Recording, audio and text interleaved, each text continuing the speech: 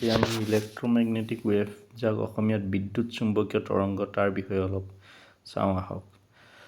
Electromagnetic wave কেইবা ধৰণৰো আছে, এনিমেশ্যনত দেখাম।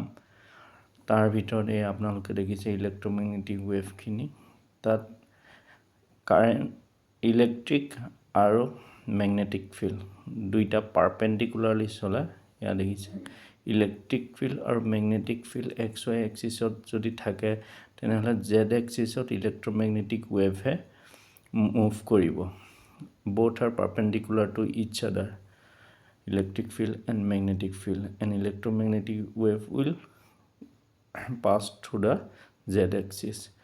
The electromagnetic wave of frequency bilak sabole gole frequency prothom ki kom frequency which is a number of wavelength that pass a fixed point per second.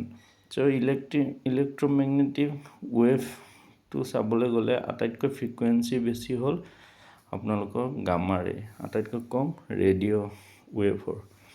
কিন্তু frequency ৱেভলেন্থৰ আকৌ উল্টা হয়, ৱেভলেন্থ আটাইতকৈ radio' ৱেভৰ বেছি হ'ব আৰু গামা ৰে কম হ'ব। আমাৰ আৰ্থলৈ যিটো ছানলাইট আহি থাকে সেইটো ইলেক্ট্ৰমেগনেটিক ৱেভ।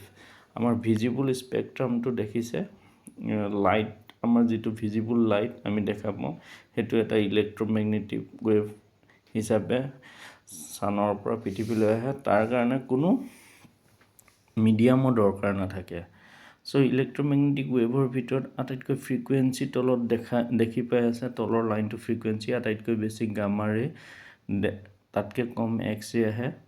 তাৰপিছত ভিজিবল লাইটৰ আপোনালোকৰ ৱেভলেন্থ দেখি আছে, আটাইতকৈ বেছি ৱেভলেন্থ হ'ল ৰেড কালাৰ, কম ৱেভলেন্থ ব্লু ভায়লেট, এইখিনি কম ৱেভলেন্থ। আকৌ ব্লু ভায়লেটৰ ফ্ৰিকুৱেঞ্চিটো বেছি, ৰেডৰ ফ্ৰিকুৱেঞ্চি কম।